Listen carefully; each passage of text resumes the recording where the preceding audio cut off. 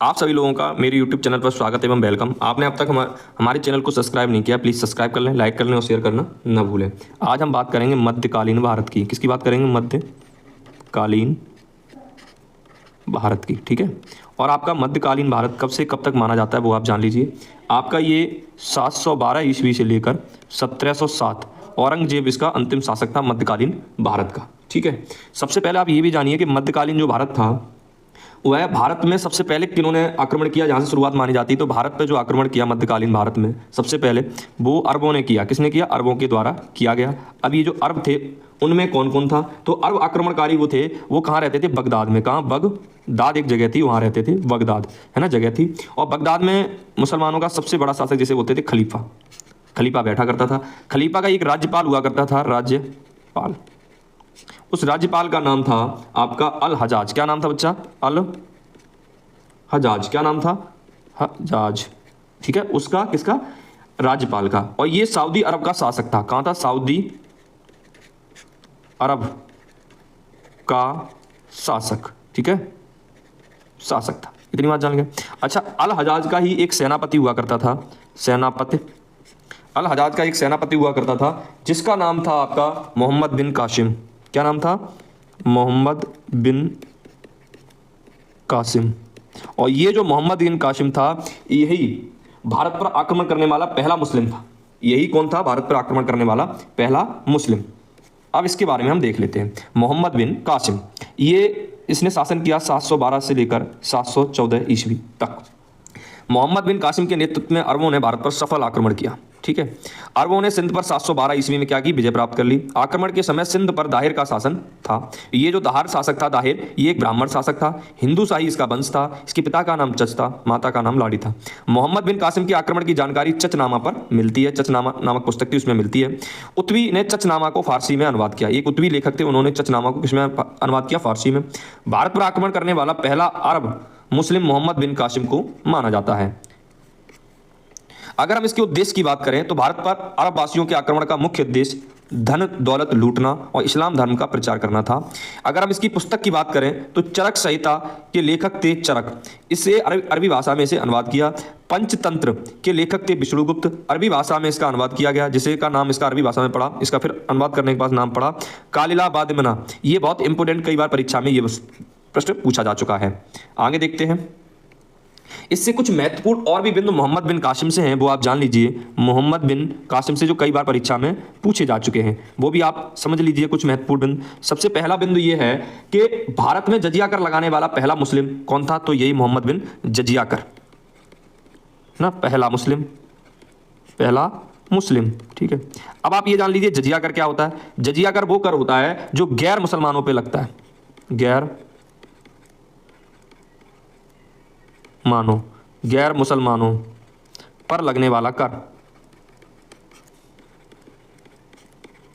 तो ये किस किस पर नहीं लगता? एक तो मुसलमानों पर नहीं लगता, ठीक है। दूसरा, जो विकलांग लोग होंगे उन पे नहीं लगेगा, जो विधवाएं होंगी उन पे नहीं लगेगा, और जो ब्राह्मण होंगे उन पे भी ये कर नहीं लगता। ठीक है। लेकिन अगर आपसे कोई प्रश्न ये पूछता है कि जजिया कर ब्राह्मणों पर, गैर मुसलमानों पर, विकलांगों पर, विधवाओं पर और ब्राह्मणों पर किसने लगाया? तो ये एक शासक था फिरोज शाह तुगलक।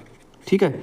इसने ब्राह्मणों पर भी लगा दिया, गैर मुसलमानों पर भी लगा दिया, विधवा विकलांगों सब पर जजिया कर लगा दिया था। इतनी बात आप समझ गए। आगे और भी देख लेते हैं कुछ महत्वपूर्ण इससे संबंधित बिंदु। वो क्या है? आप जानिए कि भारत पर सिक्के, स्वर्ण सिक्कों की एक चर्चा होती है, प्रश्न कई बार बनता है स्वर्ण के बारे में। तो देखो, भारत में प्रथम मुस्लिम शासक था ये मोहम्मद बिन कासिम। एक मुस्लिम शासक था मोहम्मद बिन कासिम, जिसने क्या किया था? सोने के सिक्के भारत में किसके सिक्के चलाए? स्वर्ण सिक्के चलवाए, स्वर्ण सिक्के चलवाए भारत में। इतनी बात जान गए। ठीक है। अच्छा, ये जो स्वर्ण सिक्का था उसका क्या नाम था? उसका नाम था दिरहम। और अभी वर्तमान समय में दिरहम किसकी मुद्रा है? USE की मुद्रा है। ठीक है। फिर अगर आपसे कोई ये पूछ लेता है प्रश्न, ये अभी तो प्रथम मुस्लिम जिसने सोने के सिक्के चलाए उसका क्या नाम था? मोहम्मद बिन कासिम। अगर प्रश्न यहीं पे ये पूछा जाता है कि भारत के इतिहास में सबसे पहले स्वर्ण सिक्के चलवाने वाला शासक कौन थे? तो वो थे हिंद यूनानी शासकों के द्वारा भारत के इतिहास में क्या चलवाए गए थे? स्वर्ण सिक्के चलवाए गए थे। और भी स्वर्ण सिक्कों से प्रश्न बनता है एक आपका कि भारत में सबसे पहले शुद्ध, अब शुद्ध की बात आ रही है, शुद्ध स्वर्ण सिक्के, भारत में सबसे पहले शुद्ध स्वर्ण सिक्के ये चलवाए कुषाण वंश। कौन सा वंश था? कुषाण वंश के शासक जिसका नाम था कनिष्क, उसने चलवाए। एक प्रश्न और बन जाता है कि आधुनिक भारत में, अब बात आ रही है आधुनिक भारत में, स्वर्ण सिक्के किसने चलवाए आधुनिक भारत में? तो आपसे ये प्रश्न पूछा है तो क्या होगा इसका आंसर? तो आपका होगा डच। और डच कहां से आए थे? ये नीदरलैंड से। नीदरलैंड के लोगों को क्या कहा जाता था? डच कहा जाता था। इतनी बात समझ गए? और भी जान लीजिए महत्वपूर्ण और भी।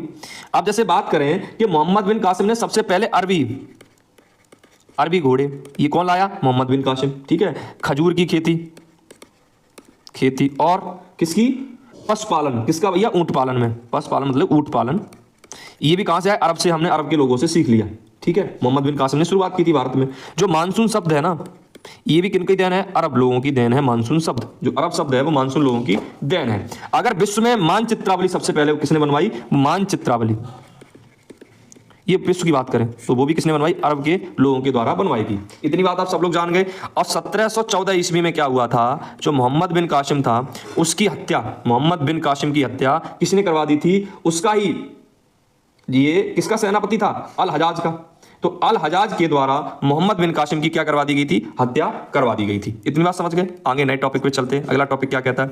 अब बात करेंगे महमूद गजनवी या गजनी, है ना, गजनी एक जगह, वहां की बात करेंगे। सबसे पहले आप ये जान लीजिए कि जो मोहम्मद गजनवी था, है ना, वो अफगान, ये जो गजनी जगह है वो कहां पे है? अफगान में है। कहां बच्चा? अफगान के अंदर है, अफगान में। ठीक है ना, अफगानिस्तान में है ये जगह। कहां पे? अफगानिस्तान में ये जगह है। तो यहां में एक स्थान था, क्या नाम था उसका? गजनी। क्या स्थान था? गजनी।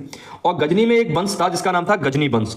उसका जो संस्थापक था वो था अल्पतगीन। कौन था? ये अल्पतगीन। ठीक है, उसका संस्थापक था। और इसी को यामनी वंश, गजनी वंश को ही हम किस नाम से जानते हैं? यामनी वंश के नाम से जानते हैं। इसी का, अल्पतगीन का ही एक गुलाम था जिसका नाम था सुबुक्तगीन। क्या था? इसका ये गुलाम भी था और इसका दामाद भी था जिसका नाम था सुबुक्तगीन। और सुबुक्तगीन का ही एक पुत्र था जिसका नाम क्या था? महमूद गजनवी, है ना। कौन था? महमूद गजनवी। अब ये जान गए कहां से आया महमूद गजनवी? महमूद गजनवी भारत पर आक्रमण करने वाला दूसरा मुस्लिम। ये कौन सा था? दूसरा मुस्लिम था। लेकिन पहला तुर्की आक्रमणकारी ये था। अभी मैंने जो तुम्हें बताया था किसके बारे में? मोहम्मद बिन कासिम के बारे में, वो अरब था, अरब आक्रमणकारी था। लेकिन ये था ये मुस्लिम, इसलिए ये जो गजनी है वो दूसरा हो गया। और पहला तुर्की है, ये अरबी नहीं है, ये तुर्की है। तो पहला तुर्की आक्रमणकारी कौन माना जाएगा? गजनी। गजनवी जो है, महमूद गजनवी, भारत पर 1000 ईस्वी से लेकर उसने 1027 ईस्वी तक 17 बार आक्रमण किया। कितने बार भारत पर आक्रमण किया? 17 बार भारत पर आक्रमण किया। इतनी बात आप समझ गए? ठीक है, अब हम इसके आक्रमण देख लेते हैं, आगे देखते हैं। पहला आक्रमण इसने अपना 1000 ईस्वी में किया। पहला आक्रमण 1000 ईस्वी में किया, है ना। और पश्चिमी हिस्से पर आक्रमण किया, भारत के पश्चिमी हिस्से पर इसने आक्रमण किया। दूसरा जो आक्रमण था इसका, दूसरा, ये 1000 में था, तो दूसरा जो आक्रमण था वो आपका कब होगा? 1001 ईस्वी में, सन 1001 ईस्वी में दूसरा आक्रमण इसने सिंध पर किया। सिंध के आक्रमण के समय सिंध का जो राजा था उसका नाम था जयपाल। महमूद गजनवी ने जयपाल को क्या कर लिया? बंदी, अपनी कैद में कर लिया, बंदी बना लिया। और जयपाल ने क्या की? आत्महत्या कर ली, ऐसा माना जाता है। जयपाल भारत का ऐसा पहला राजा था जिसने महमूद गजनवी का क्या किया था? सामना किया था या उससे युद्ध लड़ा था। अच्छा, इसके कुछ और भी फेमस युद्ध देख लेते हैं। हमने पहला देख लिया, दूसरा देख लिया इसका। फिर उसने 1006 ईस्वी में भी भारत पर आक्रमण किया। उस भारत पे जब आक्रमण किया उस समय आनंद पाल को पराजित कर इसने किसको जीत लिया? मुल्तान पर विजय प्राप्त कर ली। अब किस पे प्राप्त कर ली? 1006 ईस्वी में मुल्तान पर विजय प्राप्त कर ली। उसके बाद इसने आक्रमण किया 1009 ईस्वी में, नगरकोट मंदिर पर आक्रमण कर लिया। नगरकोट मंदिर को ध्वस्त कर दिया, मतलब खत्म कर दिया। ये हिमाचल प्रदेश में। फिर 1009 ईस्वी में आनंद पाल जो था ना, आनंद पाल का पुत्र जयपाल को क्या किया इसने? बेहदांग के निकट हराया महमूद गजनवी के द्वारा। और सिंध से नगरकोट और हिमाचल प्रदेश तक का अधिकार इसने पूरा, इस पे क्या कर लिया? पूरा अधिकार कर लिया। ठीक है, फिर 1014 ईस्वी में स्थानेश्वर महादेव का मंदिर जो थानेश्वर हरियाणा में स्थित है, इसे चक्र स्वामी मंदिर या कृष्ण भगवान का मंदिर, उसकी जो चक्र स्वामी की मूर्ति थी उसको क्या कर दिया इसने? नष्ट कर दिया, या उसको क्या कर दिया? डिस्ट्रॉय कर दिया। आगे देख लेते हैं। इसका एक और फेमस आक्रमण था 16वां आक्रमण, जो काफी फेमस माना जाता है। 16वां आक्रमण 1025 ईस्वी में सोमनाथ मंदिर पर किया। सबसे प्रसिद्ध आक्रमण ये इसी का यही आक्रमण है, समझ गए, सोमनाथ मंदिर पर। और अगर हम सोमनाथ मंदिर से के बारे में कुछ जानकारी अगर ले लें तो आप ये जान लीजिए कि यहां पर क्या हुआ था, उस सोमनाथ मंदिर की जो निर्माण था वो किसने बनवाया था, या बनवाया किसने था? भीम प्रथम ने बनवाया था। उस समय गुजरात का शासक कौन हुआ करता था? भीम प्रथम चालुक्य वंश का। ये कौन था? भीम प्रथम चालुक्य वंश का। ठीक है, इतनी बात आप जान गए। ऐसा माना जाता है कि इसमें जो ये सोमनाथ का 16वां आक्रमण जो हुआ था सोमनाथ मंदिर, उससे 50,000 लोगों की क्या हुई थी? मृत्यु हुई थी, है ना? कितने? 50,000 लोगों की। इतनी बात समझ गए। फिर 1027 ईस्वी में इसने आखिरी आक्रमण जाटों पर किया। इसी आक्रमण में क्या हुआ था? ये जो गजनवी था वो घायल हो गया था जाटों के साथ लड़ते हुए, और गजनवी 1030 ईस्वी में क्या हो गया? मृत्यु हो गई इसकी। क्या होगी? ये मर गया। आगे देख लेते हैं इससे और महत्वपूर्ण बिंदु कि महमूद गजनवी के समय में आए हुए लोग, मतलब कि तुर्क से कौन कौन, अफगान से कौन कौन आए थे? फारूकी, उतवी, अलबर्नी, ये सारे लोग, और एक और है फिरदौसी, ये 4 लोग आए थे। अब अलबुरीनी के बारे में जान लेते हैं। 1014 ईस्वी में ये क्या आया था? भारत आया। अलबुरीनी ऐसे पहले मुस्लिम थे जिन्होंने पुराणों का क्या किया था? अध्ययन किया था। जो हमारे वेद पुराण है उनके बारे में का अध्ययन कर लिया पुराणों का। अलबुरीनी ने तहकीक ए हिंद या किताबों के हिंद भारत की खोज नामक पुस्तक लिखी थी। अब फिरदौसी के बारे में जाने तो इन्होंने सहनामा, ये पुस्तक किसने लिखी थी? फिरदौसी के द्वारा लिखी गई थी। हेनरी इलियट के अनुसार भारत पर महमूद गजनवी ने, ये विदेशी लेखक हैं, 17 बार आक्रमण किया। ऐसा ये हेनरी एलियट इस चीज को मानते हैं, इनके द्वारा ऐसा माना गया है। इतनी बात आप जान गए। ठीक है, आगे और कुछ देखते हैं इनके बारे में। अब हम बात करेंगे मोहम्मद गोरी की। मोहम्मद गोरी, इसने 1175 से लेके और 1206 ईस्वी तक शासन किया भारत पर, या भारत पर आक्रमण ये करता रहा 12वीं शताब्दी में। और ये किसके वंश का था? ये गौर वंश का था। इसका वंश कौन सा था? गौर वंश। इतनी बात आप जान गए, गौर वंश का। इस गौर वंश को हम क्या बोलते हैं? संसवानी वंश भी कहते हैं, या गजनी से ये आया था। गौर वंश चला था गजनी से ही, है ना। अब देख लेते हैं इसके बारे में। भारत पर आक्रमण करने वाला तीसरा मुस्लिम, है ना, और दूसरा तुर्की, ये भी तुर्क से आया था। गौर महमूद गजनवी के अधीन एक छोटा सा क्या था? राज्य था। 1073 ईस्वी में शहाबुद्दीन मोहम्मद गौरी गौर का शासक बन गया। पहला, ये इसका पूरा नाम क्या था? शहाबुद्दीन मोहम्मद गौरी, है ना, इसका पूरा नाम था। इसने पहला जो आक्रमण किया भारत पर 1175 ईस्वी में मुल्तान पर किया। दूसरा आक्रमण 1176 ईस्वी में गुजरात, जिसे पाटन बोलते हैं, पर किया। यहाँ का राजा भीम द्वितीय था। इसने गौरी को बुरी तरीके से क्या कर दिया? पराजित कर दिया। और गौरी की है 1076 ईस्वी में भीम द्वितीय पर भारत में ये पहली पराजय थी। जितने भी भारत पे इसने आक्रमण किए थे उन सब में ये इसकी क्या थी? पहली पराजय थी। इतनी बात आप जान गए। आगे देखते हैं। अब इसका तराइनी का युद्ध, ये काफी फेमस युद्ध है। यह पृथ्वीराज चौहान और मोहम्मद गौरी के बीच हुआ था 1191 ईस्वी में, और विजयी इसमें पृथ्वीराज चौहान जी रहे थे। अगर हम तराइनी के द्वितीय युद्ध की बात करें तो 1152 ईस्वी में हुआ। यह युद्ध पृथ्वी चौहान और मोहम्मद गौरी के बीच हुआ। विजय इसमें गौरी की हुई थी। और पृथ्वीराज चौहान के पराजय होने के कारण क्या थे वो जान लो। इस समय गौरी का एक गुलाम, है ना, गौरी मोहम्मद गौरी का एक गुलाम था जिसका नाम था कुतुबुद्दीन ऐबक, जो बड़ी सेना लेके कहाँ आ गया था? भारत में आ गया था। पृथ्वीराज चौहान की पत्नी थी संयुक्ता, उन्होंने प्रेम विवाह किया था। इसकी वजह से बहुत सारे राजा क्या थे? उनसे नाराज चल रहे थे। इसलिए भी ऐसा माना जाता है कि इनकी हार के कारण बने, क्योंकि इन राजाओं ने इनका क्या नहीं किया था? संयोग नहीं किया। ठीक है, आगे चलते हैं। चंदावर का युद्ध जो 1194 ईस्वी में लड़ा गया जयचंद और मोहम्मद गौरी के बीच, जिसमें मोहम्मद गौरी ने क्या किया? विजय प्राप्त की, और जयचंद को यहाँ पे पराजय, अब मुंह की खानी पड़ी या हार पराजय का सामना करना पड़ा। मोहम्मद गौरी ने भारत के विजित मतलब जीते हुए प्रदेशों पर शासन का और अपने गुलाम सेनापति जिसको सौंप दिया, वह वापस गजनी लौट गया। यहीं से भी क्या हुआ था? ये वापस गजनी लौट गया। मोहम्मद गौरी की मृत्यु 5 मार्च, ऐसा हत्या या मृत्यु दोनों संदेह हैं, कह सकते हैं। इसको जो इतिहासकार हैं वो कुछ लोग तो बताते हैं इसकी अपने आप मृत्यु होगी, कुछ लोगों का मानना है कि इसकी हत्या की गई थी। 15 मार्च 1206 ईस्वी को कर दी गई। गौरी को भी भारत में मुस्लिम साम्राज्य का क्या माना जाता है? संस्थापक माना जाता है। मोहम्मद गौरी की मृत्यु के बाद उसके सेनापति कुतुबुद्दीन ऐबक ने भारत में गुलाम वंश या दास वंश की स्थापना की। यहीं से भारतीय इतिहास में दिल्ली सल्तनत 1206 से लेकर 1526 ईस्वी की शुरुआत मानी जाती है। मतलब दिल्ली सल्तनत की इसी के द्वारा शुरुआत मानी जाती है। अगर हम बात करें चंदावर के युद्ध में, जो हमने इसके बारे में चर्चा की, तो इसमें क्या हुआ था? चंदावर के युद्ध में इसका एक गुलाम जो इसका दामाद हुआ करता था, जिसका क्या नाम था? कुतुबुद्दीन ऐबक, उसकी महत्वपूर्ण योगदान था, महत्वपूर्ण भूमिका उसने निभाई थी, जिसका क्या नाम था? कुतुबुद्दीन ऐबक। अच्छा, इसके ये जो गौरी था, इसके प्रमुख 4 गुलाम हुआ करते थे, ऐबक, कुवाचा, यलदौज और बख्तियार खिलजी। इसके ये 4 गुलाम थे। अगर बख्तियार खिलजी की हम बात करें तो इसने वो बख्तियार खिलजी जिसने 1204 ईस्वी में, कब? 1204 ईस्वी से 1205 ईस्वी में क्या किया था? नालंदा विश्वविद्यालय को नष्ट करवा दिया था। वर्तमान भारत की सबसे प्राचीन, अगर बात करें विश्वविद्यालय, वर्तमान भारत के, है ना, प्राचीन विश्वविद्यालय किसे माना जाता है? नालंदा विश्वविद्यालय को, जिसकी स्थापना 413 ईस्वी में किसने की थी? कुमारगुप्त, जो गुप्त वंश का शासक था। इतनी बात जान गए। अगर भारत का सबसे प्राचीन विश्व का विद्यालय तो तक्षशिला विश्वविद्यालय माना जाता है। अच्छा, गुलाम वंश में जो गुलाम जो था, इसका अभी एक के बारे में मैंने बता दिया। अब हम बात करेंगे कुतुबुद्दीन ऐबक के बारे में, थोड़ा थोड़ा जान लेते हैं। चंदावर के युद्ध में इसने महत्वपूर्ण भूमिका निभाई थी, क्योंकि ये गौरी का क्या था? सेनापति था और दामाद भी था। वहां से गौरी 1194 ईस्वी में क्या चला गया था? गौर वापस चला गया था। ठीक है, और ये यहाँ का जो शासन था वो किसके अधीन कर गया था? ऐबक के अधीन। ठीक है, ऐबक ने 1194 में भारत में सबसे पहली मस्जिद 1194 ईस्वी में भारत की सबसे पहली मस्जिद कुबत उल इस्लाम मस्जिद का निर्माण कराया था मेहरौली, दिल्ली में। दूसरी मस्जिद इसने बनवाई 2.5 दिन का झोपड़ा अजमेर के अंदर। कुतुबुद्दीन ऐबक ने अपने गुरु के नाम पर 1199 ईस्वी में कुतुब मीनार का निर्माण दिल्ली में शुरू करवाया।